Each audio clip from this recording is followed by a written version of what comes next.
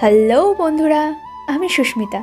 আমাদের imo story চ্যানেলটির সমস্ত রকম সকল পর্বের গল্প পেতে আমাদের চ্যানেলটি সাবস্ক্রাইব করে বন্ধু হয়ে পাশে থাকুন।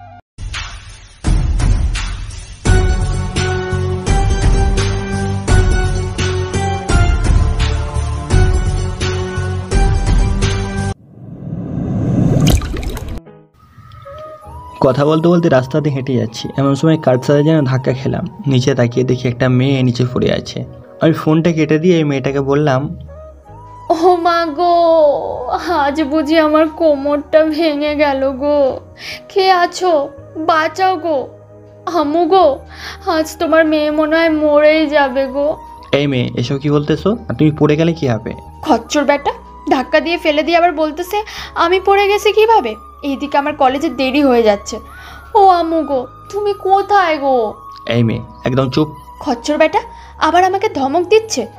আম্মু গো, তুমি কোথায় গো? আজ বুঝি তোমার মেয়েকে মেরেই ফেলবে গো। মেয়েটা এসব বলছে। আমি জোরে একটা ধমক দিয়ে বললাম, এই মেয়ে, উঠবে নাকি পুলিশের হাতে তুলে দেবো তোমাকে? আপনি আমার কোমরটা ভেঙে ফেললেন, এখন বলতেছেন উঠতে? না ধরলে উঠবো কি করে? আমি মেয়েটার হাত ধরে যে টান দিয়ে ওঠাবো, হাতে যেন কারেন্ট বয়ে গেল। এমন অবস্থা, তাই মেয়েটার হাত আবার ছেড়ে দিলাম। আম্মু গো, এবার বুঝি আমার কোমরটাই ভেঙে গেল গো। এই খচ্চর বেটা, সর সামনে থেকে, সর। আমি মেয়েটাকে উঠিয়ে চলে আসলাম কলেজে। এই ছেলে, শুনে যাও তো। জি ভাইয়া, বলুন। প্রিন্সিপাল স্যারের রুমটা কোন দিকে? ওই যে সামনের রুমটা প্রিন্সিপাল স্যারের রুম। নিয়ে যেতে হবে নাকি? না, নিয়ে যেতে হবে না, আমি যেতে পারবো। আমি চলে আসলাম প্রিন্সিপাল স্যারের রুমে। স্যার, আসতে পারি? আরে মেঘ যে, আসো ভিতরে আসো। আমি ভিতরে চলে আসলাম। ভিতরে গিয়ে চেয়ারে বসে বললাম, স্যার, আপনাকে তো সব বলেছি, এখন আপনি কি বলেন? তুমি একজন সেনাবাহিনীর কর্নেল, তুমি যা বলবে আমি কি আর মানা করতে পারবো? স্যার, আপনি তো জানেন এই করেছি, কি হচ্ছে, তাই তো আমি এসেছি। হ্যাঁ, আমি জানি তুমি কেন এসেছো। আর এই দেখো, ইন্টার সেকেন্ড ইয়ারের সব থেকে বেশি চলছে। এখন তুমি কোন ইয়ারে ভর্তি হতে চাও বলো? ইন্টার সেকেন্ড ইয়ারে ভর্তি হবো স্যার। ঠিক আছে, তোমার কোনো কাগজপত্র লাগবে না, আমি তোমাকে ক্লাসে নিয়ে যাই। আমি প্রিন্সিপাল স্যারের সাথে চলে আসলাম ইন্টার সেকেন্ড ইয়ারের রুমে। প্রিন্সিপাল স্যার বলল, এক্সকিউজ মি ম্যাম, আসতে পারি একটু? জি স্যার, আসেন। সবাই শোনো আমার কথা মন দিয়ে। এই হচ্ছে মেঘ, আমাদের কলেজে নতুন ভর্তি হয়েছে। সবাই তোমরা ওর সাথে ভালো ব্যবহার করবে। মেঘ, যাও তোমার সিটে গিয়ে বসো। আমি চলে আসলাম আমার সিটে। পাশে দেখি একটা মেয়ে বসে আছে। আর এটা তো সেই মেয়ে যার সাথে রাস্তায় ধাক্কা খেয়েছিলাম। আমি কিছু না বলে মেয়েটার পাশে বসে বললাম, 2 ক্লাস যেতে আমি বাইরে বেরিয়ে আসলাম। বাইরে এসে দেখি রবিন, ফয়সাল, সাব্বির বসে আছে গাছতলায়। আমি তাদের কাছে যেতে ওরা বলল, কিরে মেঘ, তুইও দেখে চলে এসেছিস? হ্যাঁ রে, কী করবো, আর কাজ নেই তাই চলে এসেছি। ইন্টার সেকেন্ড ইয়ারে বেশি ড্রাগ সাপ্লাই হয়, আমি সিসি ক্যামেরায় দেখেছি। ও আচ্ছা, তুই যা যা বলেছিলি আমি সব নিয়ে এসেছি। ভালো করেছিস, কলেজ ছুটির পর ওইগুলো লাগিয়ে দিব, দেখবো কে এর পিছনে আছে। আচ্ছা, আমি এখন যাই রে, অন্য কেউ দেখলে সন্দেহ করবে। ঠিক আছে যা, আর একটু পর প্রিন্সিপাল স্যারের সাথে কথা হবে, কলেজ ছুটি দিয়ে দেবো। আমি যাচ্ছি প্রিন্সিপাল স্যারকে বলার জন্য, তোদের যেতে হবে না বলে চলে আসলাম প্রিন্সিপাল স্যারের রুমে। স্যার, আসতে পারি? হ্যাঁ মেঘ, আসো। এখন কি লাগবে বলো? স্যার, আজকে কলেজটা ছুটি দিয়ে দেন, আমাদের একটু কাজ আছে। ঠিক আছে, আমি এখনই ঘোষণা করে দিতেছি যে এখন কলেজ ছুটি। আমি কি থাকবো নাকি বাসায় চলে যাব? না স্যার, আপনার থাকতে হবে না, আপনি বাসায় চলে যান। আমাদের বন্ধু আছে এখানে, আমরা সবাই কাজ করে ফেলতে পারবো। আর রুমগুলোর চাবিগুলো দিয়ে যাই না আমার কাছে। না, তোমার তালা দিতে হবে না। 3টার সময় কাজের লোক আসবে, ওরাই তালা দিবে। তোমরা তোমাদের কাজ করে বাসায় চলে যাইও। ঠিক আছে স্যার। আমি চলে আসলাম বাইরে। প্রিন্সিপাল স্যার মাইকে ঘোষণা করে দিল যে আজকে কলেজ ছুটি। সবাই চলে গেল, আমরা আমাদের কাজ করতে লাগলাম। প্রত্যেকটা রুমে 8টা করে ছোট ছোট সিসি ক্যামেরা লাগিয়ে দিলাম। 300 সিসি ক্যামেরা লাগিয়ে দিয়ে বাকি 200 সিসি ক্যামেরা লাগিয়ে দিলাম বাইরে।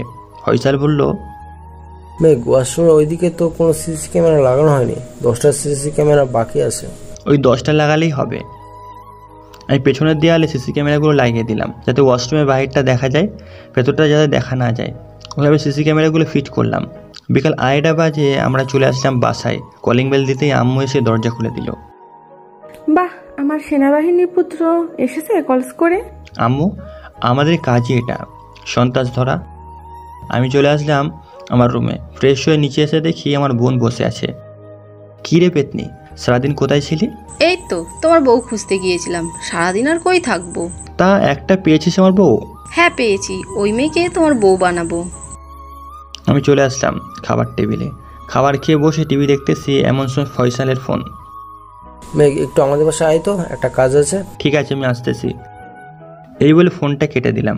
ফোন কেটে বাইকটা নিয়ে চলে আসলাম ফয়সালদের বাসায়। কলিং বেল দিতেই আন্টি এসে দরজা খুলে দিল। আসসালামু আলাইকুম আন্টি, কেমন আছেন? ওয়ালাইকুম আসসালাম মেঘ, ভালো আছি, তুমি কেমন আছো? আলহামদুলিল্লাহ ভালো আছি। ফয়সাল কোথায়? ফয়সাল তার রুমে আছে, যাও। আমি চলে আসলাম ফয়সালের রুমে। এসে দেখি ফয়সাল কার সাথে যেন কথা বলতেছে। কিরে ফয়সাল, কার সাথে কথা বলিস? কার সাথে বলবো, এই তো একটা গার্লফ্রেন্ড কপালে জুটেছে, তার সাথে কথা বলতেছি। বাহ মামা, তুই আমাকে রেখে রিলেশনে চলে গেলি? যা, তোর সাথে কোনো কথা নেই। আরে বেটা, এখনো প্রপোজ করে নাই, যখন প্রপোজ করবো তোর জন্য একটা বার করব। আচ্ছা ঠিক আছে, এখন বল কেন ডেকেছিস? এই দেখ, সব ক্যামেরা ফিট করা হয়েছে, মনিটরও অ্যাক্টিভ করা হয়েছে, সব দেখা যাচ্ছে। আচ্ছা, আমরা তো কাল কলেজে চলে যাব, এখানে বসে থাকবে কে? বুঝতে হবে না, আমি এটা অফিসে রেখে আসবো, যাতে ওরা আমাদের খোঁজ খবর দিতে পারে কি কি করতেছে। হ্যাঁ তাই করতে হবে, চল এখনই নিয়ে যাই। হ্যাঁ চল। আমি চলে আসলাম সেনাবাহিনীর অফিসে। সবাই এদিকে আসো। জি স্যার বলেন। এই মনিটরের সামনে সারাদিন বসে থাকবে, দেখবে কোথায় ড্রাগ বিক্রি করা হচ্ছে, আমাদের ফোন দিবে। ঠিক আছে স্যার, আর কিছু করতে হবে নাকি? না, আর কিছু করতে হবে না। এই বলে চলে আসলাম বাসায়। রাতে খাওয়া দাওয়া করে শুয়ে আছি, ভালো লাগতেছে না, তাই ফেসবুকে ঢুকলাম। হাজার হাজার মানুষের মেসেজ, কারটা রিপ্লাই দিয়েও ভেবে পাচ্ছি না। কারোটা রিপ্লাই না দিয়ে গল্প লিখে পোস্ট করে দিলাম। প্রায় 10 মিনিট পর একটা আইডি থেকে ফ্রেন্ড রিকোয়েস্ট আর মেসেজ আসলো। মেসেজটা ছিল এমন: এই যে লেখক সাহেব, আপনাকে আমি খুব ভালোবাসি। আপনার গল্প পড়ে আমি ক্রাশ খেয়েছি আপনার উপর। প্লিজ রিকোয়েস্ট অ্যাকসেপ্ট করে মেসেজের রিপ্লাইটা দেবেন। আমি রিকোয়েস্ট অ্যাকসেপ্ট করলাম না, মেসেজ রিপ্লাইও দিলাম না, বেরিয়ে আসলাম ফেসবুক থেকে। নিচে চলে আসলাম, খাওয়া দাওয়া করে বসে বসে টিভি দেখতেছি। এমন সময় আব্বু আসলো আর বলল, কিরে মেঘ, তোর চাকরির খবর কি? আলহামদুলিল্লাহ ভালো আব্বু, একটা বড় মিশনে যাচ্ছি, দোয়া করো আমার জন্য। মা বাবার দোয়া সবসময় ছেলে মেয়েদের পাশে আছে, ইনশাল্লাহ তুই মিশনটা কমপ্লিট করতে পারবি। তাই যেন হয় আব্বু। আব্বুর সাথে কথা বলতেছি, কিছুক্ষণ পর আম্মু আসলো আর বলল, বাপ ছেলে কি কথা হচ্ছে, আমি কি শুনতে পারি একটু? বাপ ছেলে যা কথা থাকে তাই তো হবে, অন্য কিছু তো আর হবে না। হ্যাঁ তাই তো। আম্মু মেহের কোথায়? মেহের তো তার রুমে, ও নাকি পরীক্ষা আছে, তাই তো পড়তেছে। ও আচ্ছা, আমি এখন যাই। আম্মু কালকে আমার মিশনে যেতে হবে। যা, তাড়াতাড়ি গিয়ে ঘুমিয়ে পড়, তোর তো আবার সকালে ঘুম থেকে উঠতে দেরি হয়। আমি চলে আসলাম উপরে, যাই একটু মেহেরের সাথে দেখা করে আসি। মেহের, আসতে পারি? হ্যাঁ ভাইয়া আসো, আমি এক্ষুনি তোমার কাছেই যাইতাম। ও আচ্ছা, কেন? এই অঙ্কটা একটু বুঝিয়ে দিয়ে যাও তো। আমি মেহেরকে অঙ্কটা বুঝিয়ে দিলাম। মেহের, তুই তো এমসি কলেজে ভর্তি হবি তাই না? হ্যাঁ ভাইয়া, কেন? এই কলেজে ভর্তি না হয়ে অন্য কলেজে ভর্তি হ। ভাইয়া, আমাদের এলাকা থেকে তো সবচেয়ে বেশি এই কলেজটাই ভালো হয়। যদি অন্য কলেজে যাই তাহলে তো কলেজে হোস্টেলে থাকতে হবে। আমি চাই বাসা থেকে লেখাপড়া করতে, কলেজের হোস্টেলের খাবার তেমন ভালো না। আচ্ছা ঠিক আছে, তোর পরীক্ষা আর কতদিন রয়েছে? এই তো আর 1 মাস রয়েছে। আচ্ছা ঠিক আছে, আমি যখন বলবো তখন তুই ভর্তি হবি গিয়ে। এখন আমি যাই। এই বলে চলে আসলাম আমার রুমে এসে শুয়ে পড়লাম। কখন যে ঘুমিয়ে গেছি খেয়াল নেই। সকালে আম্মুরটাকে ঘুম ভাঙলো। ঘুম থেকে উঠে ফ্রেশ হয়ে খাওয়া দাওয়া করে বসে আছি, কারণ ফয়সাল আসবে একটু পর। বসে বসে টিভি দেখতেছি, এমন সময় কলিং বেল বাজলো। দরজা খুলে দেখি ফয়সাল দাঁড়িয়ে আছে। ফয়সাল, ভিতরে আয়। ফয়সাল ভিতরে চলে আসলো। তা খাওয়া দাওয়া করে এসেছিস নাকি খাবি? না, খাওয়া দাওয়া করে এসেছি, আর খাবো না। আরে ফয়সাল, কখন এসেছো? এই তো আন্টি, এখানে এসেছি। মেঘ, কখন যাবি? আগে খাওয়া দাওয়া করো তোমরা দুজন, তারপর যাবে। আমি খাবো না কিছু আন্টি, আমি খাওয়া দাওয়া করে এসেছি। তা বললে কি করে হয়? এসেছো যখন একটা মিষ্টি খেয়ে যাও, না খেয়ে তো আমি যেতে দেব না তোমাদের। আম্মু ফয়সালকে মিষ্টি এনে দিল। মিষ্টি খেয়ে চলে আসলাম কলেজে। এসে দেখি এই কলেজে অনেক লোকের ভিড়। আমরা ভিড় ঠেলে ভিতরে গিয়ে দেখি একটা লাশ পড়ে আছে। সবাই ওই লাশটাকে দেখতেছে। আমি ফোন দিলাম অফিসে। হ্যালো নাইম, এখন ফোর্স নিয়ে চলে আয়, এমএসসি কলেজে একটা লাশ পড়ে আছে, ওটা নিয়ে যা। ঠিক আছে স্যার, আমরা এখনই আসতেছি। আমি চাই না এখনই আমার পরিচয়টা দিতে চাই।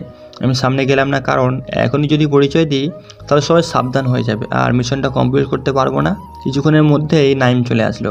এই নাইমকে চোখের ইশারায় সব বুঝিয়ে দিলাম, কারণ এখন যদি আমি ওদের সামনে যাই ওরা বলবে যে আমি কেন ওদের কাছে গিয়েছি আর ওদের সাথে কথা বলতেছি।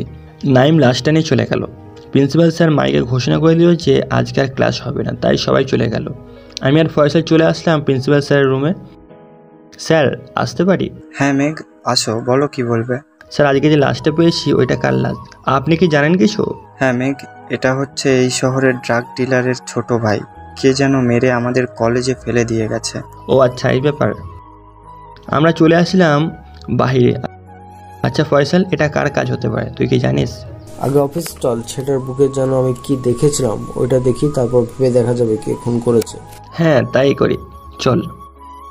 আমরা চলে আসলাম অফিসে। নাইম, লাশটার কি পুরো বডি চেক করেছো? জি স্যার, লাশের পুরোপুরি চেক করেছি। এই দেখেন শুধু এটা পেলাম, আর এই কাগজে যেন কি লেখা আছে আমি বুঝতে পারছি না। কই দাও তো আমার কাছে। ছেলেটার শরীরের ট্যাটুটা দেখলাম, কারণ এটা হচ্ছে গ্যাংস্টার MS এর কাজ। আমিও কাগজটা ভালো মতো দেখলাম, কিন্তু আমি বুঝতেছি না যে কি লেখা আছে, তাই আমি ফরেন্সিক ল্যাবে চলে আসলাম। রবিন, দেখ তো এই কাগজে কি লেখা আছে। স্যার আপনি 2 মিনিট এখানে দাঁড়ান, আমি আপনাকে দেখাচ্ছি কাগজে কি লেখা আছে। ঠিক আছে, তাড়াতাড়ি কর। রবিন কি যেন করলো, কাগজটার উপর পুরো স্ক্রিন ভেসে উঠলো। স্ক্রিনে লেখা, মাননীয় কর্নেল মেঘ, তোমাকে বলতেছি আমার কাজে কোনো বাধা দিও না, বাধা দিলে মরতে হবে। আর তুমি তো জানো আমি নির্দোষ মানুষকে মারি না, তাই চোখ খেয়াল রাখবে। আর এই ছেলেটিকে মারছি একটা কারণে, বুকের বাম পাশে দেখে একটি সেলাই করার দাগ আছে, ওইটার ভিতরে একটা মেমোরি কার্ড আছে, ওখানে সব ভিডিও দেওয়া আছে, যা তুমি দেখলে বুঝতে পারবে কেন আমি ওকে মেরেছি। এই এতটুকুই লেখা ছিল। যাই হোক, আমি চলে আসলাম রবিনের কাছে। রবিন, আমার সাথে চল তো একটু। জি স্যার চলেন। আমি চলে আসলাম আমাদের কেবিনে। রবিন, এই সেলাইটা খুলে এটার ভিতর দেখ একটা মেমোরি কার্ড আছে, ওটা বের করে আমারে দাও। স্যার 5 মিনিট ওয়েট করেন, আমি বের করে দিতেছি আপনার কাছে। কিছুক্ষণের মধ্যেই রবিন মেমোরি কার্ডটা আমার হাতে দিল। আমি মেমোরি কার্ড নিয়ে ল্যাপটপে লাগিয়ে দিলাম। অনেক ডকুমেন্ট ভিডিও আছে। এই লোকটা 15 জনকে ধর্ষণ করেছে, আমার আর বুঝতে বাহির হইল না। যাই হোক, রবিন লাশটা ফরেন্সিক ল্যাবে নিয়ে যাও। ফয়সাল, আমাদের আর কাজ নেই। কেন? আর ওই কাগজে কি লেখা ছিল এমন যে লাশটাকে কিছু না করে ছেড়ে দিলি? এই নে পড়ে দেখ কি লেখা আছে এখানে। ফয়সাল পড়তে লাগলো। আমরা চলে আসলাম বাসায়। ফয়সাল তার বাসায় চলে গেল। বিকালে বসে আছি, ফোনটা বাজতে শুরু করলো। পকেট থেকে ফোনটা বের করে দেখি হেড অফিস থেকে কল এসেছে। রিসিভ করে বললাম, আসসালামু আলাইকুম। ওয়ালাইকুম আসসালাম। মেঘ, তোমার যেটা কাজ আছে ওইটা করো, গ্যাংস্টারকে খোঁজার দরকার নেই। কিন্তু ওই গ্যাংস্টার তো অকারণেই মানুষকে হত্যা করতেছে। তুমি যা ভাবতেছো সব ভুল। তোমাকে যে মিশনে পাঠানো হয়েছে এটা শেষ করো, তারপর আমি তোমার সাথে দেখা করিয়ে দিব গ্যাংস্টার MS এর সাথে। ঠিক আছে। আমি আর কিছুক্ষণ কথা বলে ফোনটা কেটে দিলাম। মাথায় হাজারো চিন্তা বের হতে লাগলো, কেই MS গ্যাংস্টার, আমি কি তাকে কখন ধরতে পারবো না? এসব ভাবতেছে আয়নার দিকে তাকিয়ে আসি, এমন সময় কলিং বেলের আওয়াজ শুনলাম। আমি নিচে চলে গেলাম। নিচে গিয়ে দেখি আম্মু একটা লোকের সাথে কথা বলতেছে। আম্মু, কি হয়েছে? মেঘ, তোকে এই লোকটা কিসের পার্সেল যেন দিতে এসেছে, এসে নিয়ে যা। আমি লোকটার কাছে চলে গেলাম, গিয়ে বললাম, এটা কোথায় থেকে এসেছে আপনি জানেন? স্যার এইসব বলতে মানা, কিন্তু আমি তার নাম বলতে পারি। নামটা বলেন, আমি শুনবো। কে পাঠিয়েছে? গরিবের বন্ধু খারাপের শত্রু MS পাঠিয়েছে। আপনি কি তাকে কখনো দেখেছেন? দেখেছি, কিন্তু তার মুখটা দেখতে পাই নাই। সব সময় মুখোশ পরে থাকে গ্যাংস্টারের মতো। ও আচ্ছা। আমি সাইন দিয়ে দিতে ডেলিভারি বয় চলে গেল। আমি বক্সটা খুলতে লাগলাম। বক্সটা খুলে দেখি একটা ছেলেকে বেঁধে রেখেছে, ভিতরে একটা অক্সিজেন মাস্ক লাগানো। আমি ছেলেটাকে বাহির করতে তার বুক থেকে খামের মতো কি যেন পড়লো। আমি ওইটা নিয়ে পড়তে লাগলাম। কি লেখা ছিল আপনারাই শুনুন। মেঘ, এ হচ্ছে মেয়ে পাচারকারীর দল থেকে একজন। ওর পায়ে দেখবে একটা মেমোরি কার্ড আছে, ওটাতে সব কিছু আছে। আশা করি আমাকে খুঁজবে না। এগুলো লেখা ছিল খামটার মধ্যে। আমি ছেলেটাকে ধরে ঘরের ভিতরে নিয়ে আসলাম। একটা চেয়ারের সাথে বেঁধে রেখে আমার রুম থেকে একটা ল্যাপটপের মেমোরি কার্ডটা ল্যাপটপে কানেক্ট করলাম। দেখি সব ভিডিও এখানেই আছে। আমি আর কিছু না বলেই আমাদের অফিসে ফোন দিলাম। হ্যালো সুমন। স্যার বলেন। আমাদের বাসায় চলে আয়, একজন মেয়ে পাচারকারীকে পেয়েছি, এটাকে ধরে নিয়ে যা। ঠিক আছে স্যার, আমরা আসতেছি এক্ষুনি। একটু পর সুমন আসলো, ছেলেটাকে ধরে নিয়ে গেল। আমি আর কি করবো বুঝতে পারছি না। আমরা এখনও পর্যন্ত একটাও পাচারকারী লোককে ধরতে পারি নাই, শুধু মাফিয়ার লোকেরাই ধরতেছে। আমি রাতে ফয়সালকে নিয়ে চলে আসলাম অফিসে। সবাইকে ডেকে বললাম আমরা মাফিয়ার থেকে বেশ দূরে এগিয়ে, কারণ মাফিয়ার লোকেরা আমাদের থেকে অনেক সামনে এগিয়ে আছে। আমরাও চাই ওদের আগে সব লোককে আমরা ধরতে পারি। সবাই ঠিকমতো কাজ করো, সারা শহরে আমাদের লোক লাগিয়ে দাও, দেখো আমাদের খবরেরা কি খবর দেয়। ঠিক আছে স্যার, আমরা কাল সকালে আপডেট জানাবো, আপনি নিশ্চিন্ত থাকতে পারেন। ঠিক আছে, সবাই কাজ করতে থাকো ভালো করে। ঠিক আছে স্যার। আমি আর ফয়সাল চলে আসলাম বাসায়, কি করবো বুঝতেছি না। যাই আমার বোনের কাছ থেকে একটা বুদ্ধি নিয়ে আসি, পিচ্ছি হলেও কাজগুলো অনেক বড় বড় করে, আমাকে কাজে অনেক সাহায্য করে। আমি চলে আসলাম নীলার কাছে। নীলা, কি করিস? এই তো ভাইয়া গেম খেলতেছি, তা হঠাৎ তুমি আমার কাছে যে? একটা অসুবিধায় পড়ে গেছি, তাই এসেছি। বলো, আমি কিভাবে সাহায্য করতে পারি? MS গ্যাংস্টারকে খুঁজে বের করতে পারবি? সরি ভাইয়া, এটা পারবো না, তুমি চাইলেও পারবে না ওই গ্যাংস্টারের সাথে, কারণ গ্যাংস্টার অনেক ভয়ানক, আমি দেখেছি তার মুখটা, তাই আমি বলছি সরি। তুই কিভাবে দেখেছিস, আর ওর ছবি আঁকতে পারবি? আমি তো ভাইয়া আগেই বলেছিলাম আমি এই কাজ করতে পারবো না, অন্য কিছু হেল্প লাগলে বললো। ঠিক আছে। আমি চলে আসলাম আমার রুমে। কে গ্যাংস্টার? বেশি মাথা গরম করতে পারবো না, কারণ মাথা গরম করে কিছুই হবে না। আমি বিছানায় শুয়ে পড়লাম, তখন যে ঘুমিয়ে গেছি খেয়াল নেই, তাতে আম্মুর ডাকে ঘুম ভাঙলো। মেঘ ওঠ, খাওয়া দাওয়া করে তারপর ঘুমা। আম্মু তুমি যাও, আমি আসতেছি। ঠিক আছে আয়। আমি ফ্রেশ হয়ে চলে আসলাম নিচে, খাওয়া দাওয়া করতেছি, এমন সময় আব্বু বলল, কিরে মেঘ, তুই নাকি গ্যাংস্টার MS কে খুঁজতেছিস? আব্বু, কিন্তু কোনো ক্লু পাচ্ছি না, এটা ক্লু পেলে এই মাফিয়াকে বের করে ফেলতে পারবো। তাই না কি ভাইয়া? আচ্ছা আমি একটা ক্লু দিই, তুমি ওইটা পূরণ করে তারপর মাফিয়া দরে নিয়ে আইসো। বলো। গিরগিটির মতো রং পাল্টাও একটুতেই রেগে যায়, খুব ট্যালেন্ট, সব কিছু তার মাথায় ঘোরে। এই যে অনেকগুলো ক্লু বললাম, তুমি বের করে দেখবা এই মাফিয়া কে। ঠিক আছে, 1 মাসের মধ্যে বের করে দেখিয়ে দিব, আর না বের করতে পারলে তুই যা চাইবি তাই দিব।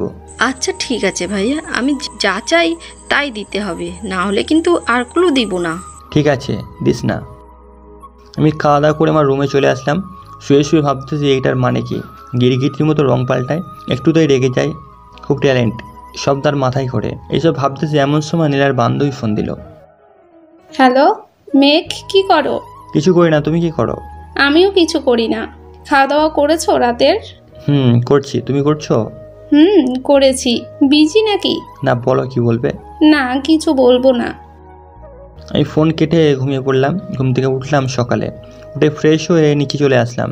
নিচে এসে দেখি ফয়সাল বসে আছে। কি রে ফয়সাল, তুই এত সকালে? তোকে নিয়ে যেতে এসেছি, আজকে একটা কাজ আছে, ওইটার জন্য। কি কাজ আছে বল? আগে চল, তারপর বলতেছি কি কাজ আছে। চল। আমি না খেয়েই চলে আসলাম ফয়সালের সাথে। ফয়সাল আমাকে কোথায় যেন নিয়ে যেতে লাগলো। কি রে, কোথায় নিয়ে যাইতেছিস? চল দেখতে হবে কোথায় নিয়ে যাই। ফয়সাল আমাকে একটা পুরনো বাড়িতে নিয়ে আসলো।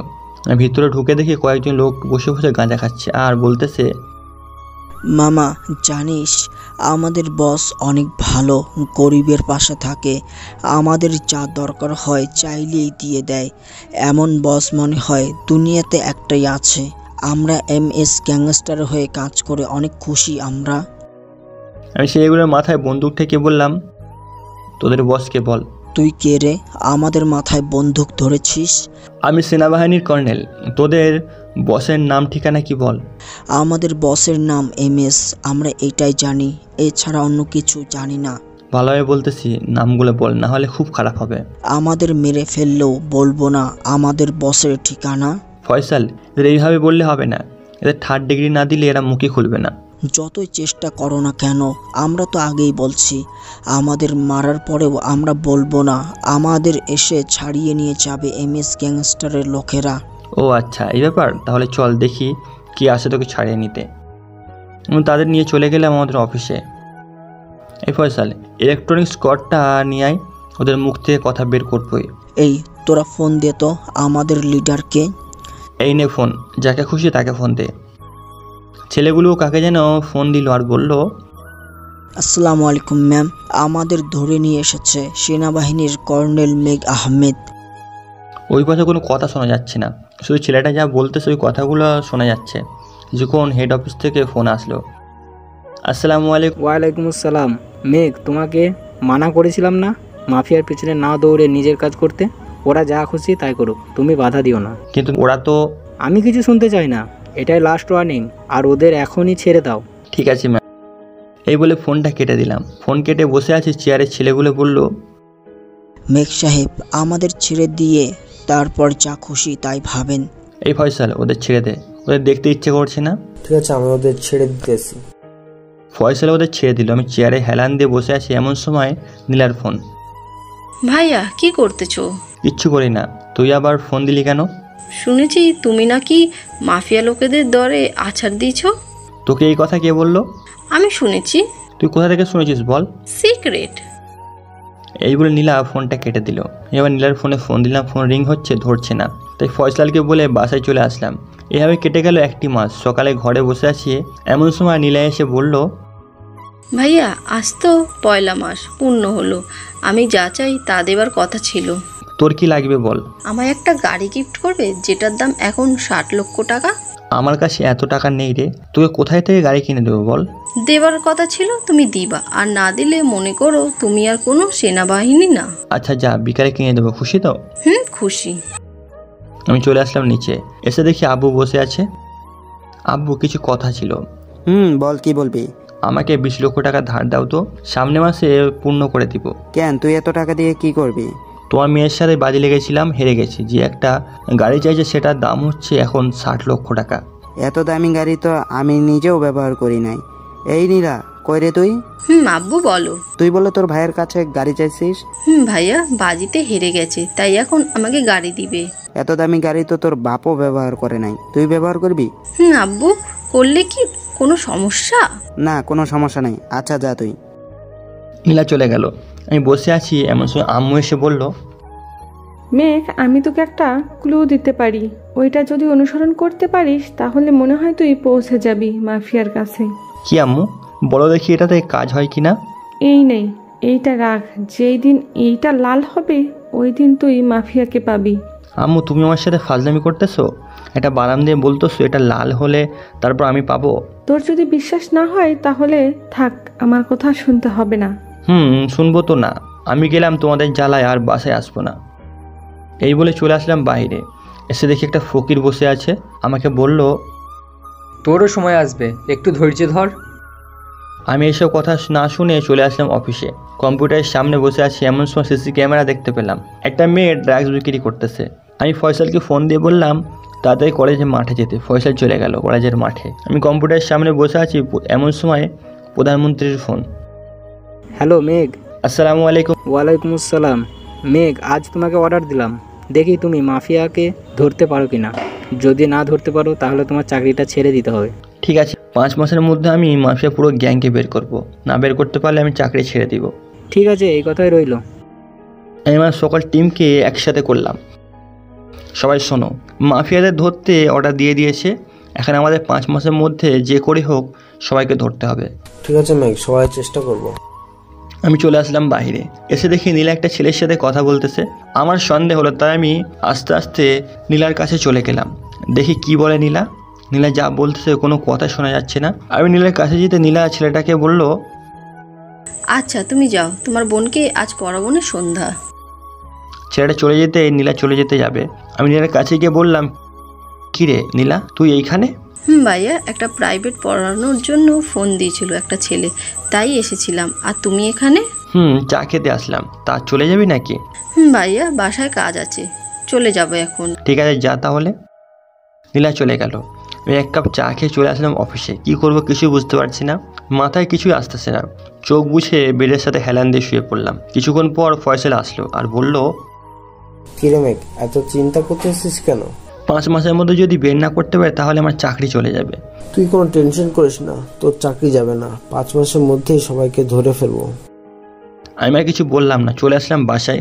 কলিং বেল দিতে নীলা এসে দরজা খুলে দিল। আমি কিছু বললাম না দেখে নীলা বলল, ভাইয়া তোমাকে তো প্রধানমন্ত্রী বলে দিয়েছে যে মাফিয়াদের ধরার জন্য। তো কি হয়েছে, তোর কোনো হেল্প লাগবে না। আমি একজন কর্নেল, মনে রাখবি। তাই তো আমার কাছে এসে সাহায্য চাও। আর চাইবো না তোর সাহায্য। এই বলে চলে আসলাম রুমে। ফ্রেশ হয়ে খাওয়া দাওয়া করে নিলাম। খাওয়া দাওয়া করে বসে আছি, এমন সময় আম্মু বলল, কি রে মেঘ, নীলার সাথে কি তোর কিছু হয়েছে? না আমার কিছুই হয় নাই। কেন?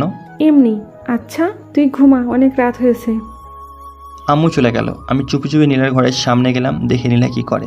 বিছানার দিকে তাকিয়ে দেখে নীলা শুয়ে আছে। আমি বাইরে দাঁড়িয়ে আছি। ভাইয়া আর চোরের মতো দাঁড়িয়ে থাকতে হবে না, ভেতরে আসলে আসো। কি রে, তুই আমাকে দেখলি কি করে? তোমাকে আবার দেখা যাবে না, আমার ভাই এই সুটামদের অধিকারী, যেই দেখবে সেই ক্রাশ খাবে। তুই ঘুমা, আমি যাই। আমি চলে আসলাম আমার রুমে, শুয়ে শুয়ে চিন্তা করতেছি কি করব। এসব হাজারো চিন্তা নিয়ে ঘুমিয়ে পড়লাম। পরের দিন সকালে ঘুম ভাঙলো কারো মিষ্টি কন্টেন্টটাকে। চোখ খুলে দেখি মেঘলা দাঁড়িয়ে আছে। কি রে, তুই এখানে কেন? আমার শ্বশুর বাড়িতে থাকবো না তো কে থাকবে? তোর শ্বশুর বাড়ি মানে? আমার শ্বশুর বাড়ি যাও, ফ্রেশ হয়ে আসো, তোমার সাথে কথা আছে। তুই নিচে যা, আমি ফ্রেশ হয়ে আসতেছি। তাড়াতাড়ি আসো। মেঘলা চলে গেল। আমি ফ্রেশ হয়ে চলে আসলাম নিচে। এসে দেখি আম্মু মেঘলাকে পরম যত্নে খাওয়াচ্ছে। আম্মু, এটাকে খাওয়াচ্ছ কেন? আমার বাড়ির বউকে খাওয়াবো না তো কাকে খাওয়াবো? আম্মু, আমি তোমাদের চালচলন কিছু বুঝতেছি না, তোমরা কি বলতেছো?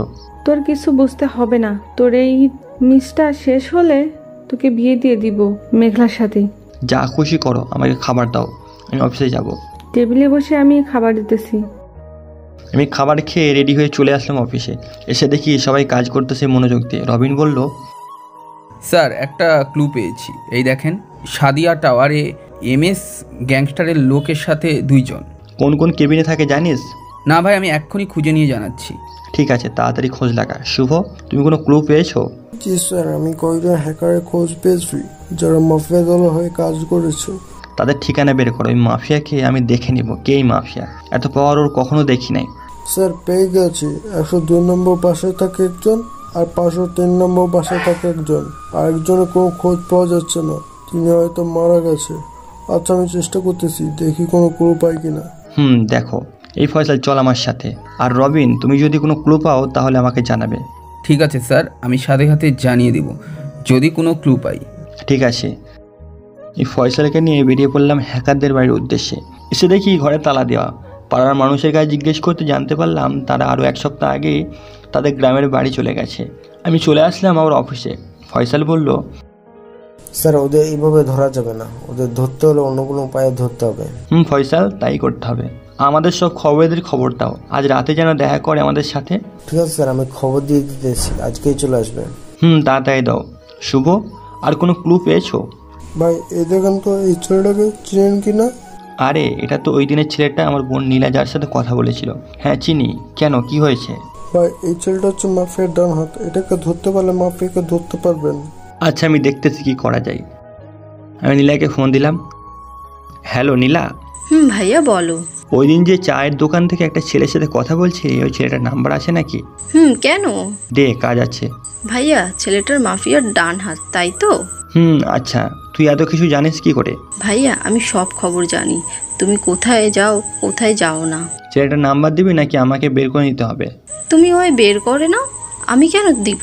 তুমি না সেনাবাহিনী কর্নেল। এই বলে ফোনটা কেটে দিলাম। ফোন কেটে শুভকে বললাম, শুভ একটা ফোন নাম্বার দিবি, ওই নাম্বারে সকল ডেটা তোর কাছে নিয়ে আসতে পারবি? স্যার পারবো। আচ্ছা ঠিক আছে, নাম্বারটা তোল। 019775786। স্যার একটু ওয়েট করেন, আমি এক্ষুনি বের করে দিতেছি সব ডেটা। আমি চেয়ারে বসে আছি, এমন সময় শুভ জোরে চিৎকার করে উঠলো। আমি শুভর কাছে এসে বললাম, কী রে শুভ, কি হয়েছে? স্যার ওটা কার নাম্বার দিয়েছে? কেন, আমার বোনের। স্যার ওটা আপনার বোনের নাম্বার না, ওটা হচ্ছে লেডি হ্যাকার MS। কি বলছিস এসব? এই দেখেন, আমাদের সকল কম্পিউটার হাতে চলে গেছে। দেখ তো ওই ভয়েসে কি ফাটিয়েছে। স্যার দেখতেছি। ভয়েসটা চালু করতেই বলল, শুন মিস কর্নেল, আজ তোমার সব কিছু হ্যাকিং করে নিয়েছি। তুমি আমার সব কিছু হ্যাকিং করতে চেয়েছিলে, এখন আমি তোমার সব কিছু হ্যাকিং করে নিয়েছি। আজ থেকে তুমি আর আমার খেলা হবে। আর শোনো, তুমি যেই মাফিয়াকে খুঁজতেছো, ওই মাফিয়া হয় আমি SM গ্যাংস্টার। শুভ দেখ তো কোনো ভয়েস পাঠানো যাবে কিনা। দেখতেছি স্যার। তাড়াতাড়ি দেখ। না স্যার, কোনো ভয়েস পাঠানো যাবে না, এখন আমাদের সব কিছুর কন্ট্রোলে। আমাদের সব ডেটাকে কেউ ফিরিয়ে আনতে পারবে না? এমন কেউ কি নেই যে কিনা এই লেডি মাফের সাথে পারবে? স্যার আপনাকে সব কিছু করতে হবে। আচ্ছা এই নে 50,000 টাকা, এই টাকা দিয়ে একটা ভালো কম্পিউটার কিনে আন, আমাকে আগের রূপে ফিরে যেতে হবে। স্যার আমি রাতের মধ্যে আনতেছি। তুমি এখন কিনতে যাও কম্পিউটার, আমি এদিকটা সামলাচ্ছি। শুভ চলে গেল। আমি একটা অবশিষ্ট কম্পিউটার নিয়ে বসে পড়লাম।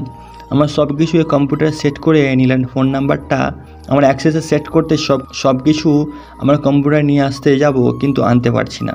আমি ভালো করে তাকিয়ে দেখি 10 জন হ্যাকার নীলার নাম্বারে সিকিউরিটি দিচ্ছে। আমি আর বেশি কিছু না করে ভাইরাসগুলো ওদের কম্পিউটারে ছেড়ে দিলাম যাতে ওদের ক্ষতি হয়, আমার কোনো ক্ষতি রাতে না হয়। ছেড়ে দিতে দেখি ওদের কম্পিউটার কোনো ক্ষতি না হয়ে আমার কম্পিউটার কালো হয়ে গেছে। আমি রাগের মাথায় কম্পিউটার তুলে ফেলে এমন একটা আঁচড় দিলাম, খণ্ড খণ্ড হয়ে গেছে। সব কিছু পয়সা বললো। স্যার আমি একটু দেখতে পারি? যা খুশি কর, আমি কিছু জানি না। ফয়সাল বসে পড়ল ল্যাপটপের সামনে। আমি অফিস থেকে বের হয়ে চলে আসলাম চায়ের দোকানে। মামা, এক কাপ চা দেন তো, বেশি লেবু দিবেন। ঠিক আছে মামা, আপনি বসেন, আমি দিতেছি।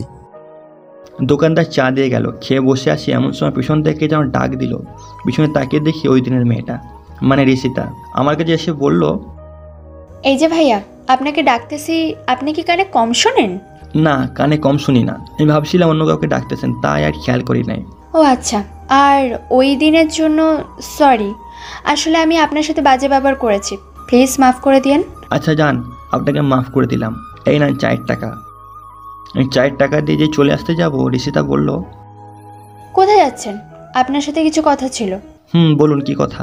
কিভাবে যে বলি, আসলে মেয়েটা চোখ বুঝে আসলে কি করতেছে। আমি চলে আসলাম অফিসে, এসে দেখি ফয়সাল কি জানে করতেছে। কি রে, কি করিস?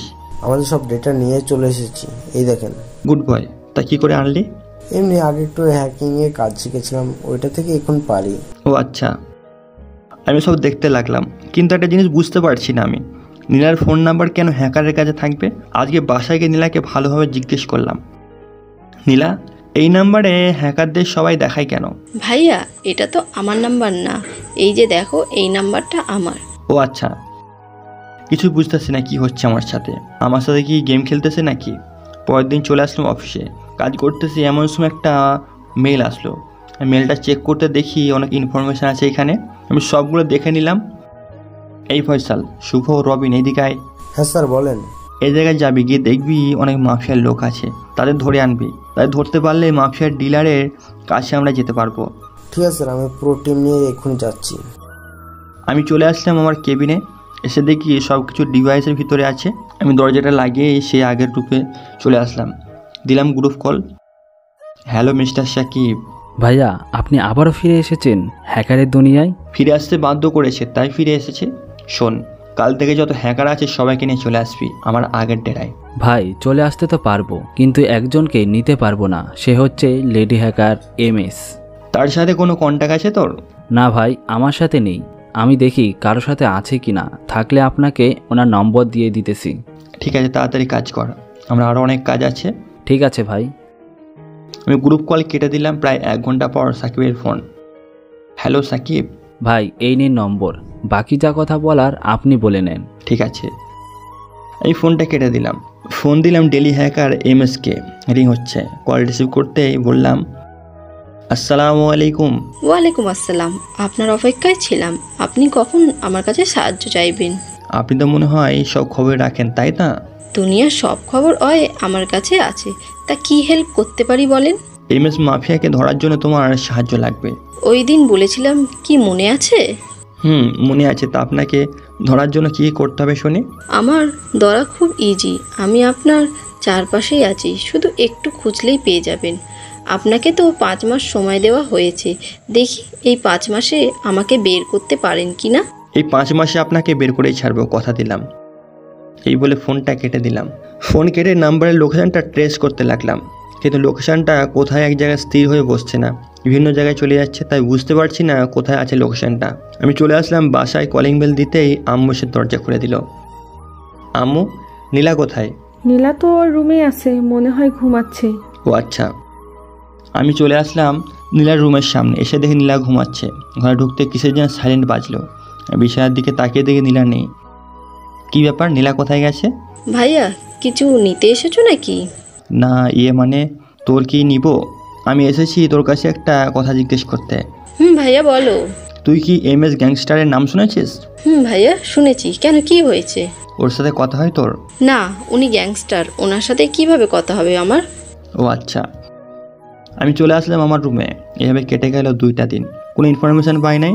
অফিসে বসে আছি, এমন সময় কুরিয়ার আসলো একটা। আমি সাইন দিয়ে ভালো করে কুরিয়ারটা দেখতে লাগলাম। খুব লম্বা মনে হলো। ওই দিনের কথা এইরকমই একটা বক্স এসেছিল। আমি তাড়াতাড়ি করে একটা ছুরি নিয়ে বক্সটা খুলে দেখি একটা মেয়ে এটার ভিতরে অজ্ঞান হয়ে আছে।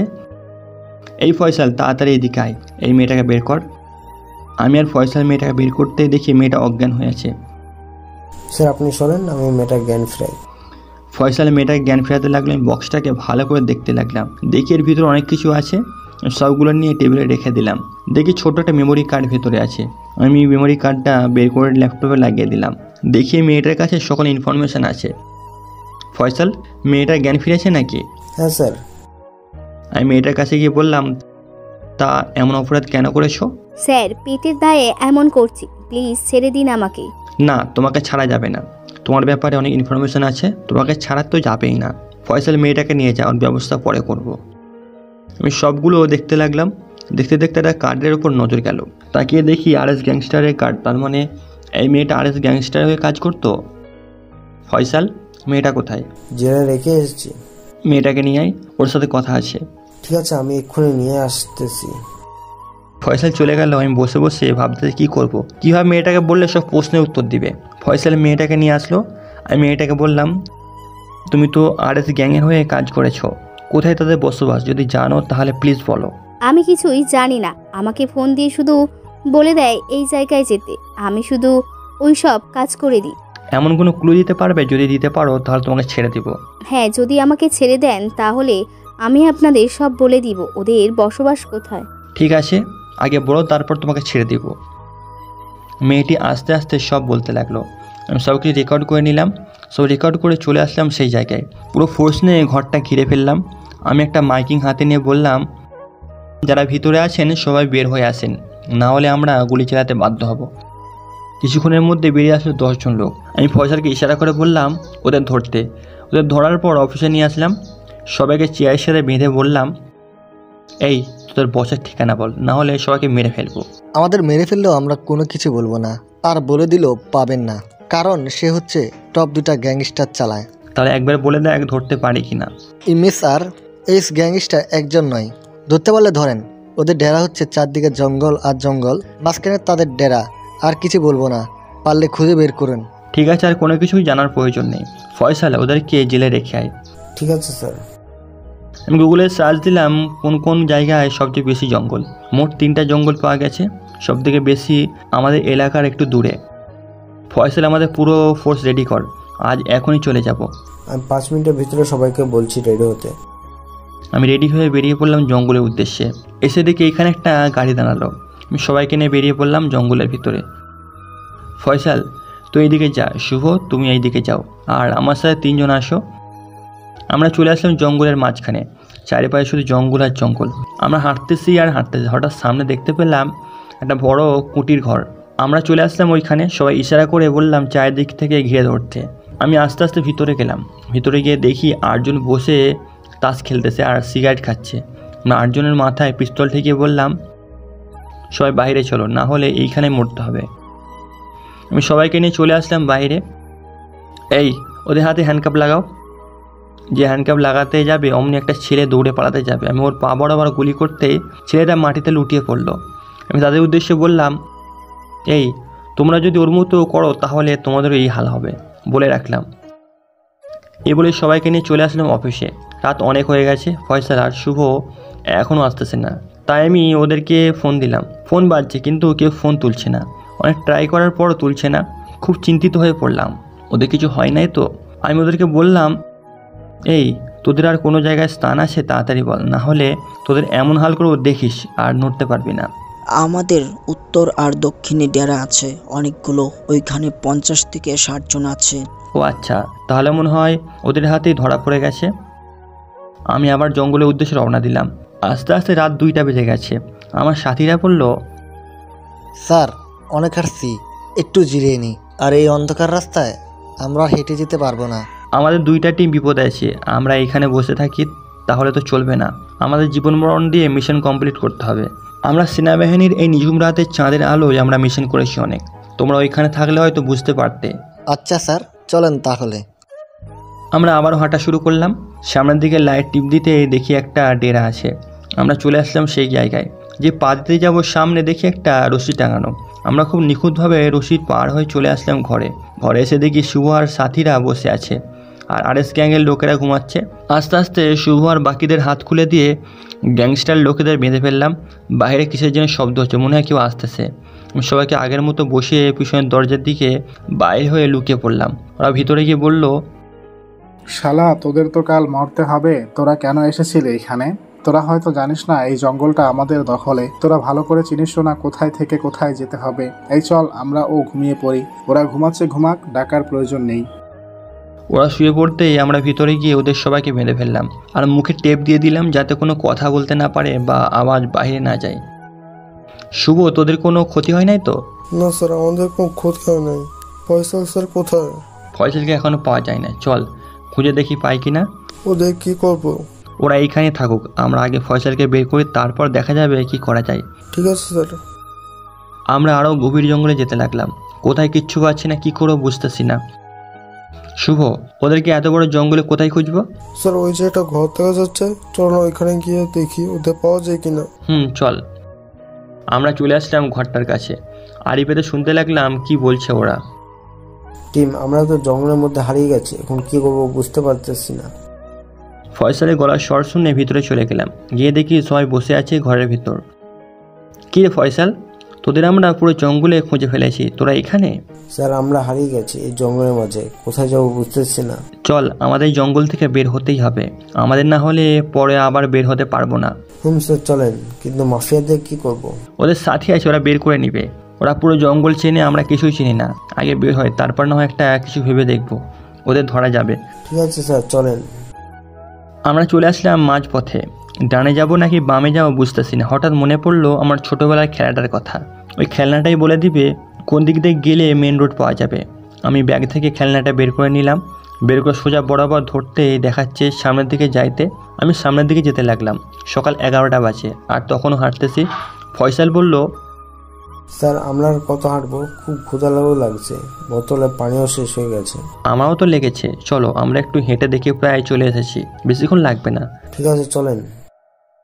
আমরা হাঁটতে হাঁটতে চলে আসলাম বাইরে। যাক, আল্লাহ বাঁচিয়েছে, অনেক কষ্ট করে বাইরে হলাম এই জঙ্গল থেকে। আমাদের গাড়ি করে চলে আসলাম অফিসে। সবাই সবার বাসায় চলে যাও, আমরা রাতে সবাই একসাথে হব, তারপর ব্যবস্থা করা যাবে কি করে কি করা যায়। ঠিক আছে স্যার, তোমরা সবাই বাসা যাও, আমরা সবাই রাত 10টায় একসাথে হবো। ঠিক আছে। আমরা সবাই চলে আসলাম বাসায়। কলিং বেল দিতে নীলা এসে দরজা খুলে দিল আর বলল, ভাইয়া এই 3 দিন কোথায় ছিলে? ছিলাম একটা কাজে। তা তোর এমন অবস্থা কেন? আটা ময়দা মেখেছিস, কোথায় যাবি নাকি? একটা বান্ধবীর বিয়ে, তার বাসায় যাচ্ছি। ও আচ্ছা, যা। আমি চলে আসলাম আমার রুমে, ফ্রেশ হয়ে নিচে চলে আসলাম। নিচে আসতেই আব্বু বলল, কিরে মেঘ, তুই এই 3 দিনে অনেক শুকিয়ে গেছিস, তোর আর আর্মি চাকরি করতে হবে না। আব্বু, এটা জীবন, এই আর্মি ছাড়তে পারবো না। তুমি যাই বলো না কেন। এইভাবে শুকিয়ে কাঠ হয়ে আর কতদিন থাকবি? একটা বড় মিশনে আছি তো, তাই চিন্তিত থাকি আর কাজের চাপ একটু বেশি। এমন সময় ফোন বেজে উঠলো। তাকে দেখি খাদিজা ফোন দিয়েছে। এই ফোনটা সাইলেন্ট করে রাখলাম। খাওয়া দাওয়া করে চলে আসলাম আমার রুমে। ফোনটা বের করে ফোন দিলাম খাদিজাকে। আসসালামু আলাইকুম। ওয়ালাইকুম সালাম, কেমন আছো? আলহামদুলিল্লাহ, ভালো আছি। তুমি কেমন আছো? ভালো আছি। আর এই 3 দিন ফোন ধরনি কেন? আজই মিশন থেকে আসলাম, ফোন ধরবো কখন? সময়ই পাই নাই ফোন হাতে নেওয়ার। শুয়ে শুয়ে কথা বলতেছি, কখন যে ঘুমিয়ে গেছি খেয়াল নেই। ঘুম থেকে উঠলাম সন্ধ্যায়, উঠে দেখি খাদিজা আমাদের বাসায়। তুমি কখন এসেছো? এই তো 1 ঘন্টা হলো এসেছি। ও আচ্ছা। আমি বসে আছি, এমন সময় ফয়সালের ফোন। হ্যালো ফয়সাল, বল। স্যার একটু আসতে পারবেন? একজন আপনার সাথে দেখা করতে এসেছে। একটু পর আসতেছি। আমি চলে আসলাম রুমে। পিস্তলটা নিয়ে যেই চলে যেতে যাব, খাদিজা বলল, একটু তো কথা বলতে পারলাম না, চলে যাচ্ছ এখনই? কাজ আছে তাই চলে যাব। আমি আর কিছু না বলে চলে আসলাম অফিসে। এসে দেখি ফয়সাল বসে আছে একটা লোকের সামনে। কিরে ফয়সাল, এটা কে? উনি হচ্ছেন আমার গোয়েন্দা, সবকিছু জেনে ভিডিও করে এনেছে। এই দেখেন, এই মেয়েটাকে চিনতে পারছেন কি না? মুখটা দেখা যাচ্ছে না, কিন্তু ভয়েসটা খুব চেনা চেনা লাগে। স্যার আমি চিনতে পারতেছি, কিন্তু মুখ না দেখে বুঝতে পারতেছি না কে হতে পারে এটা। আচ্ছা, তুমি খবরটা কোথা থেকে পেয়েছো? আমার একজন পরিচিত লোক আছে, সে দিয়েছে এই খবর। ও আচ্ছা, আর যদি খবর পাও তাহলে আমাকে জানাবে। ঠিক আছে স্যার। আমি বসে আছি, ভাবতেছি কি করব। দেখতে দেখতে 3টি মাস পার হয়ে গেল। এখন কি করব? যাই হোক, বোনের কাজে সাহায্য নিতেই হবে। আমি বাসায় চলে আসলাম। বাসায় এসে দেখি নীলা বসে আছে। নীলা, আমাকে সাহায্য করতে পারবি? কি সাহায্য ভাইয়া? মাফিয়াদের একটা লোকেশন বলে দে। সরি, পারবো না। 5 মাস যাক, এরপর তুমি নিজের চোখেই দেখতে পাবে। আমি আর কিছু বললাম না। এই 2 মাস বিভিন্ন ধরনের মিশনে ব্যস্ত থাকায় কিছু করতে পারি নাই। চেয়ারে বসে আছি আর ভাবতেছি আজই শেষ দিন, কি করব। এমন সময় প্রধানমন্ত্রীর ফোন। আসসালামু আলাইকুম। ওয়ালাইকুম আসসালাম। মেঘ কেমন আছো? ভালো আছি, আপনি কেমন আছেন? ভালো আছি। কাল তো শেষ দিন, কি করবে আজ? হার মেনে নিলাম, আমি আর পারবো না। অনেক ডকুমেন্ট সংগ্রহ করেছি, অনেক কিছুই পেয়েছি, কিন্তু লেডি মাফিয়াকে ধরতে পারি নাই। যদি লেডি মাফিয়াকে দেখতে চাও তাহলে কাল বিকাল 5টায় আমার অফিসে চলে আসো। ঠিক আছে। চলে আসলাম বাসায়। কলিং বেল দিতেই আম্মু এসে দরজা খুলে দিল। আম্মু, নীলা কোথায়? নীলা তোর রুমে, যা গিয়ে দেখ। আমি চলে আসলাম নীলার রুমে। নীলা, আসতে পারি?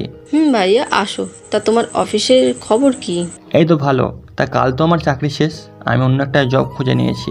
আগে দেখো কি বলে, তারপর না হয় জব খুঁজবে। তা তুই যাবি নাকি আমার সাথে কাল? ভাইয়া আমি যাব। আচ্ছা, বিকাল 5টায় রেডি হয়ে থাকিস। আচ্ছা ভাইয়া, আমি রেডি হয়ে থাকবো। আমি চলে আসলাম আমার রুমে।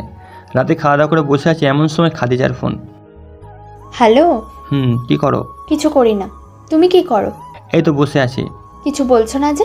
টেনশনে আছি, কাল কি হবে। কিসের টেনশন করো এত? চাকরি চলে গেলে চলে যাবে, দেশে আরো অনেক চাকরি আছে। তা তো আছে, কিন্তু এই চাকরিতে তো আমার 6 বছর স্মৃতি জড়িয়ে আছে। কি করে ছাড়বো এই চাকরিটা? আগে দেখো কি হয়, তারপর না হয় বোঝা যাবে কি করা যায়।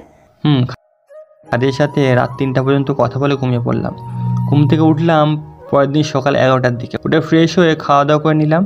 খাওয়া দাওয়া করে বসে আছি, এমন সময় কে যেন আমার রুমে এলো। তাকিয়ে দেখি খাদিজা এসেছে। কি ব্যাপার, তুমি এইখানে? নীলা বলছে আসতে। ও আচ্ছা।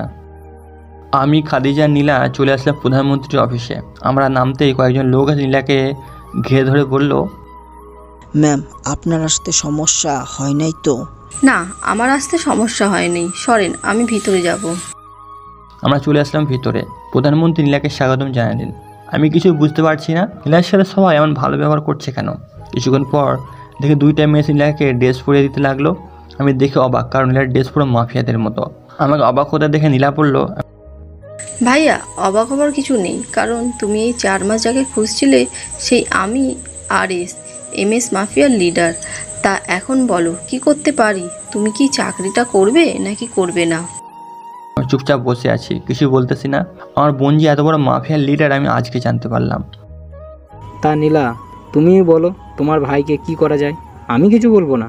ভাইয়া যথেষ্ট প্রমাণ জোগাড় করেছিল, কিন্তু ধরতে পারে নাই। আচ্ছা ভাইয়া যাও, তোমাকে আবার চাকরিটা ফিরিয়ে দিলাম। এটা ছিল তোমার পরীক্ষা। আমরা চেয়েছিলাম তুমি একজন ভালো কর্নেল, তোমাকে দিয়ে সব করানো যাবে। খাদিজা, এই নাও তোমার মেডেল, যা তুমি আজ 5 বছর পর পেয়েছো। এখন চাইলে তুমি একজন মাফিয়া লিডার হতে পারো। না, আমার মাফিয়া লিডার হওয়ার দরকার নেই, শুধু মেঘকে পেলে চলবে। ভাইয়া আমি আব্বু আম্মুকে বলেছি সামনের মাসে তোমাদের বিয়ে দিয়ে দেব। যদি কোনো সমস্যা থাকে বলো, আমি সলভ করে দেব। না, আমার কোনো সমস্যা নেই। আচ্ছা চল, এখন কাজ আছে বাসায়।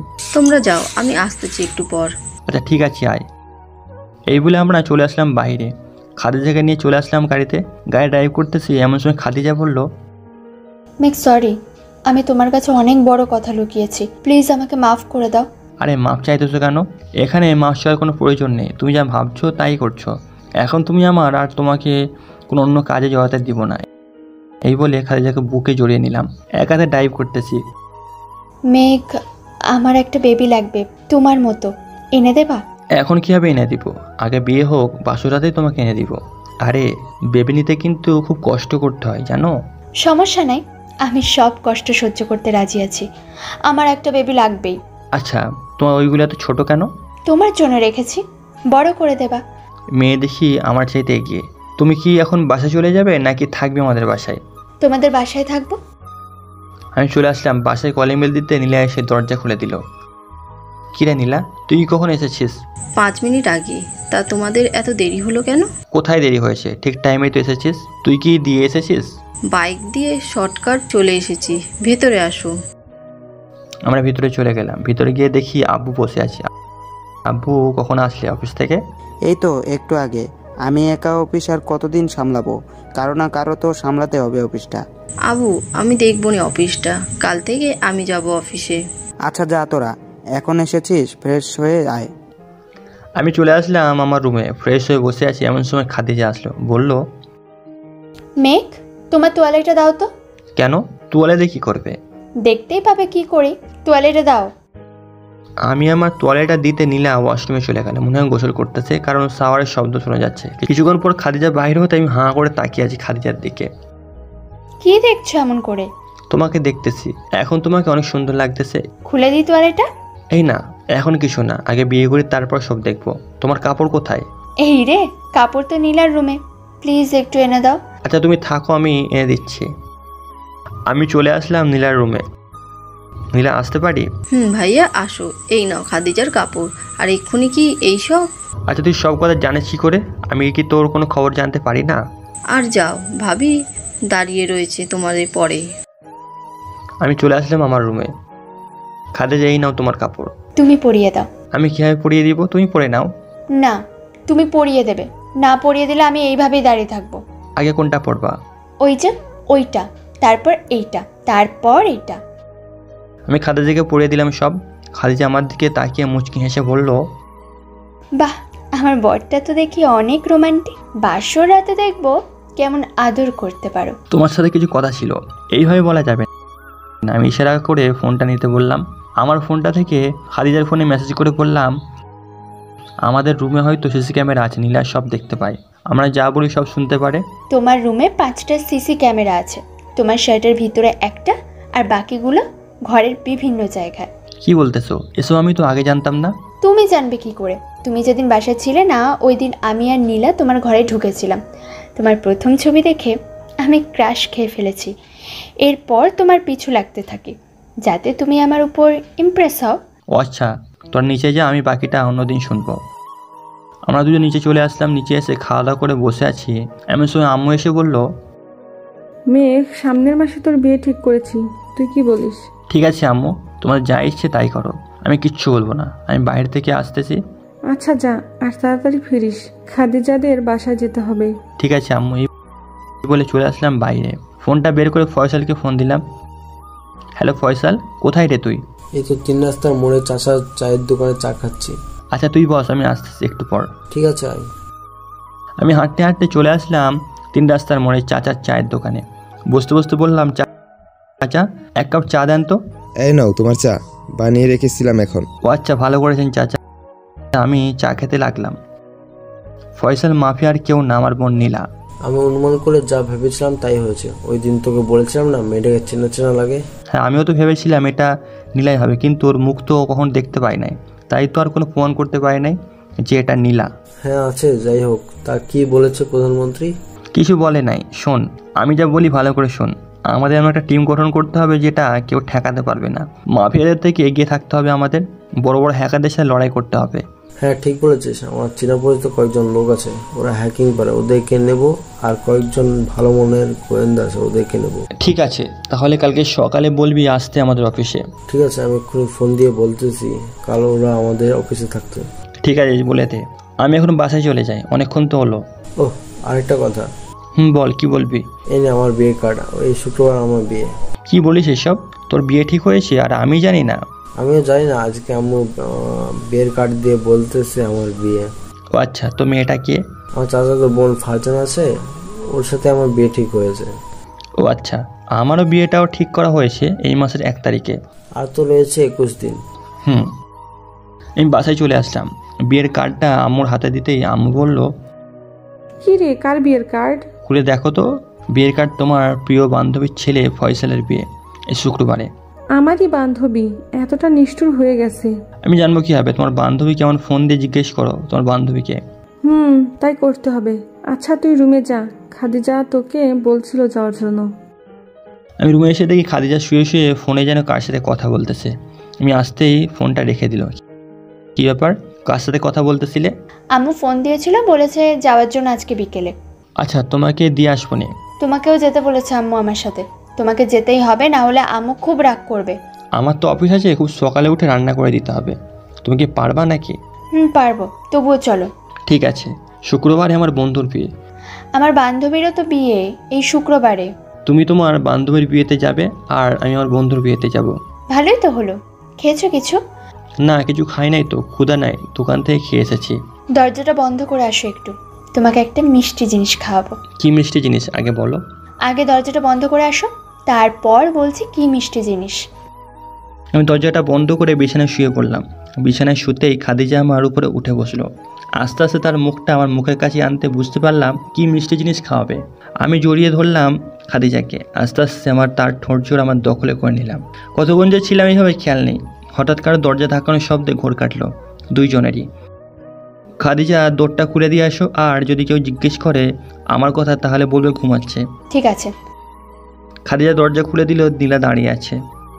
ভাইয়া কোথায় ভাবি? তোমার ভাইয়া তো ঘুমাচ্ছে। আমাকে শেখাতে আসেন না, আমি জানি কি করছেন এই 30 মিনিটে। ইয়ে না মানে সরো, ভাইয়াকে ঘুম পাড়াচ্ছি। নীলা আমার কাছে এসে বলল, এই যে মিস্টার, হ্যাকার ওঠেন, আর ঢং করতে হবে না। হয়েছে তোর, ঘুমোতে দে। আর ঘুমাতে হবে না, এতক্ষণ তো চুমু খাচ্ছিলে, এখন আমি আসতেই ঘুম চলে এসেছে চোখে। তা কি জন্য আসছিস? আমার একটা কম্পিউটার লাগবে, কম্পিউটার কিনে আনো গিয়ে। আমার কাছে তো টাকা নেই যে কম্পিউটার কিনে আনবো। এই নাও আমার এটিএম কার্ড, যত খুশি উঠিয়ে নাও। আর হ্যাঁ, 50,000 টাকা উঠিয়ে আনো, কাল আবার শপিংয়ে যেতে হবে, ফয়সালের বিয়ে। তোর আর কি শপিং করবি? আটা ময়দা মাই খাই তো সুন্দর হয়ে যাস। কি বললি তুই? আমরা আটা ময়দা মাখি? ভাবি কিছু বলেন না ভাইয়াকে। আমি কি বলবো তোমার ভাইয়াকে, তুমিই বলো। হয়েছে, আর মারতে হবে না। এখন একটা কাজ কর, আমার রুমে সিসি ক্যামেরা আর মাইক্রোফোন সব নিয়ে যা, কারণ তুই সব শুনে ফেলিস। শুনবে তো, এটা বাসর রাতের পরের দিন খুলবো, শুনবো তোমরা কি কথা বলো। ও আচ্ছা, শুনিস। আমি ফ্রেশ হতে চলে আসলাম ওয়াশরুমে। ফ্রেশ হয়ে বেরিয়ে দেখি খাদিজা কাপড় গোছাচ্ছে। নিচে চলো, এখন খাবার খেয়ে তারপর না হয় কাপড় গোছাবে। নীলা আমাদের জন্য খাবার দিয়ে গেছে, আমরা খেয়ে নিতাম এখন। ও আচ্ছা। আমরা খাবার খেয়ে বসে আছি, এমন সময় নীলা আসলো আর বলল, ভাইয়া আমিও তোদের সাথে যাব। কোথায় যাবি আমাদের সাথে? তোর শ্বশুরবাড়ি কেন, আমাকে নিয়ে যাবি না? এখনো শ্বশুরবাড়ি হয় নাই আর তুই বলতে শ্বশুরবাড়ি? হয় নাই তো কি হয়েছে, হয়ে যাবে আর কয়েকদিন পর। ভাবি ভাইয়া তো নিয়ে যাবে না, তুমি প্লিজ নিয়ে চলো আমাকে। ঠিক আছে, যাও রেডি হয়ে নাও, আমরা চলে যাবো এখনই। ধন্যবাদ ভাবি। নীলা চলে গেল। আমি রেডি হয়ে নিলাম, খাদিজাও রেডি হয়ে গেছে। নিচে নেমে আসতে নীলাও চলে আসলো। আমার কাছে বিদায় নিয়ে চলে আসলাম খাদিজাদের বাসায়। কলিং বেল দিতে আন্টি এসে দরজা খুলে দিল। আসসালামু আলাইকুম আন্টি। ওয়ালাইকুম সালাম। বাবা কেমন আছো? আলহামদুলিল্লাহ ভালো আছি, আপনি কেমন আছেন? আলহামদুলিল্লাহ ভালো আছি। খাদিজা, মেঘকে নিয়ে তোর রুমে যা। আম্মু যাচ্ছি। আমি চলে আসলাম খাদিজাদের রুমে। এসে দেখি দেওয়ালে শুধু আমার ছবি টাঙানো। খাদিজা আমার এত ছবি কবে তুললো? এইগুলো আরো অনেক আগে। ও আচ্ছা, তোমার ওয়াশরুমটা কোথায়? ফ্রেশ হয়ে নিতাম। ওই যে ওইটা, ওয়াশরুমে যাও, ফ্রেশ হয়ে আসো। ফ্রেশ হয়ে চলে আসলাম রুমে। দেখতে দেখতে 3 দিন কেটে গেল। খাদিজার বাসায় যাব কবে? কাল তো তোমার বান্ধবীর বিয়ে। আজকে চলে যাব বিকেলে, তুমি শুয়ে থাকো, তোমার জন্য কফি নিয়ে আসি। ঠিক আছে। খাদিজা কফি দিয়ে চলে গেল। বিকালে চলে আসলাম আমাদের বাসায়। সন্ধ্যায় বসে আছি, এমন সময় ফয়সালের ফোন। কিরে কোথায় আছিস তুই? বাসায় কেন? আমাদের বাসায় চলে আয়, কাজ আছে একটু করতে হবে। ঠিক আছে, আমি আসতেছি। এই বলে ফোনটা কেটে দিলাম। ফোন কেটে আম্মুকে বলে আমার পোশাকগুলো নিয়ে চলে আসলাম ফয়সালদের বাসায়। কোনো মতে ফয়সালের বিয়েটা চলে গেল। কেটে গেল আরও 10 দিন। আর মাত্র 7 দিন রয়েছে আমাদের বিয়ের। বিকালে বসে আছি, এমন সময় আব্বু এসে বলল, মেঘ ডেকোরেশনদের খবর নিয়ে দে আজকেই, যাতে বাড়িটা সাজিয়ে ফেলে। আব্বু বাড়ি তো কালই সাজাতে পারবে, চলো আজকে বিয়ের কেনাকাটাটা করে ফেলি, সব থেকে বড় ঝামেলা কেটে যাক। ঠিক বলেছিস, তোর আম্মুকে বলে দেখি কি বলে। ঠিক আছে যাও, আমি এখানেই আছি। আব্বু চলে গেল। আমি বসে আছি, এমন সময় নীলা এসে বলল, ভাইয়া চলো আজ বিয়ের শপিংটা করে ফেলি। আমি আব্বুকে বলেছি তো। আব্বু আম্মুকে বলতে গেছে। আর দুলাভাই কবে আসবে? বিয়ের আগের দিন আসবে, কাজ আছে তো দুলাভাইয়ের। ও আচ্ছা। সন্ধ্যায় 2 পরিবার চলে আসলাম মার্কেটে। সব কিছু কেনাকাটা করতে করতে রাত 12টা বেজে গেছে। আম্মু, তোমাদের কি আরও কিছু কেনার রয়েছে? রাত তো অনেক হয়েছে, চল আজই এইগুলো নিয়ে চলে যাই, কাল বাকি জিনিসগুলো কিনতে হবে। ঠিক আছে আম্মু। আমরা চলে আসলাম বাসায়। বাসায় আসতে রাত 1টা বেজে গেছে। সবাই ঘুমাতে চলে গেলাম। নীলা আর খাদিজা আজকে আমার সাথে ঘুমাবে, কারণ বাসায় অনেক মেহমান এসেছে অনেক দূর থেকে। দেখতে দেখতে কেটে গেল আরও 3টা দিন। কাল আমাদের বিয়ে। রাতে গায়ে হলুদ শেষ হওয়ার পর একটু নাচ গান হলো, সবাই বলতেছিল, তাই আর মানা করি নাই। পরের দিন ঘুমিয়ে আছি এমন সময় নীলা এসে ডাকতে লাগলো, এ ভাইয়া ওঠো, কয়টা বাজে খবর আছে? নিজের বিয়ে সে আজ মন ভরে ঘুমাচ্ছে। কি হয়ে জানবার চিল্লাচিল্লি করছিস কেন? এমনি ওঠো, 12টা বেজে গেছে, গোসল করে নামাজ পড়ে আয়, তারপর যাব। তুই যা। আমি গোসল করে জুমার নামাজ পড়ে চলে আসলাম বাসায়। সবাইকে রেডি করে চলে আসলাম খাদিজাদের বাড়িতে। গেট দিয়ে প্রবেশ করতে যাব এমন সময় কয়েকজন পিচ্চি ছেলেরা এসে বলল, দুলা ভাই আমাদের টাকা দেন, না হলে ভেতরে ঢুকতে দিব না। আরে পিচ্চি ছেলেরা এইসব কি বলে? ভিতরে না ঢুকলে তোমাদের আপুকে নিয়ে যাব। কিরে, সামনে তাকিয়ে দেখি আমার শালিগুলো আসতেছে। আমার কাছে এসে বলল, দুলা ভাই 5,000 টাকা দেন, না হলে ভিতরে ঢুকতে দিব না। ফয়সাল টাকা দিয়ে দে, কমই যাইছে। মামা। ফয়সাল টাকা দিতে ওরা মিষ্টি খাইয়ে গেট ছেড়ে দিল। আমরা ভিতরে ঢুকে আমাদের আসনে বসে পড়লাম। খাওয়া দাওয়া করে বসে আছি এমন সময় কাজী আসলো। ফয়সাল বলল, কাজ সাহেব এত দেরি হলো কেন? আমি আরো 2খানে বিয়ে পড়িয়ে এসেছি তো, তাই একটু দেরি হয়েছে। ও আচ্ছা। কাজী বিয়ে পড়িয়েই চলে গেল। আস্তে আস্তে 7টা বেজে গেল। খালিজা একটু কান্না করে নাই, যাক ভালোই হলো। আমার টিস্যুর টাকাটা খরচ হলো না। বাসায় আনতে সবাই বউকে নিয়ে উপরে চলে গেল। আমি ফয়সাল, দুলা ভাই চলে আসলাম ছাদে। শালাবু, আজ তো বিড়াল মারতেই হবে, না হলে তো তুমি কোনো পুরুষই না। আরে দুলা ভাই, বিড়াল বাবু কোথায়? বাসর রাতে তোমার বউই বুঝিয়ে দেবে। এই নাও, এটা রাখো। এই না মামা, এটা দেখ, ব্র্যান্ডেড মাল এটা। আমরা এইসব নিয়ে কথা বলতেছি এমন সময় আব্বু এসে বলল, কি রে মেঘ, তুই এখনো ছাদে? যা নিচে যা, খাদিজা বসে আছে একা রুমে। ঠিক আছে আব্বু, যাচ্ছি। আমি চলে আসলাম আমার রুমের সামনে। এসে দেখে নীলা, ফারজানা, আমার ছোট মামাতো বোন দাঁড়িয়ে আছে। কি রে তোরা এখানে? আমাদের পাওনা দিয়ে যাও, তারপর রুমে ঢুকো। কত দিতে হবে? 15,000 দিলেই হবে। এই নে 10,000 আছে, বাকিটা কাল নিস। এই বলে আমি রুমে চলে আসলাম। রুমে এসে দরজা লাগিয়ে দিতেই খাদিজা একটু নড়ে চড়ে বসলো। আমি কাছে যেতেই খাদিজা আমার পা ধরে সালাম করলো। আমি খাদিজাকে উঠে বুকের সাথে চেপে ধরলাম। তোমার অজু আছে? আছে। চলো 2 রাকাত নফল নামাজ পড়ে আসি, তারপর আমরা আমার নতুন জীবন শুরু করব। আমরা 2 জন নামাজ পড়ে নিলাম। খাদিজা গিয়ে খাটের উপর বসে পড়লো। আমিও চলে আসলাম খাটের উপরে। এই না, এই দুধটা খেয়ে না। আমি অর্ধেক খেয়ে বাকিটা দিয়ে দিলাম। দিয়ে দিতে বাকিটা খাদিজাও খেয়ে ফেললো। ওই কথাটা মনে আছে? এখন দাও আমাকে এনে। খুব কষ্ট করতে হবে কিন্তু। আমি কষ্ট সহ্য করতে রাজি আছি। আমি খাদিজার ঠোঁট জোড়া আমার দখলে করে নিলাম। আস্তে আস্তে সারা শরীরে চুমু দিতেছি। খাদিজা কেঁপে কেঁপে উঠতেছে। প্লিজ মেঘ, এখন আদর করো, আমি আর পারছি না। আস্তে আস্তে খাদিজার শরীরের সাথে মিশে গেলাম। বাকিটা ইতিহাস হয়ে যাক, আর শুনতে হবে না। এই গল্পটা এখানে শেষ করলাম। গল্পটি যদি ভালো লেগে থাকে আমাদের চ্যানেলটি সাবস্ক্রাইব করে আমাদের বন্ধু হয়ে আমাদের পাশে থাকুন। ধন্যবাদ।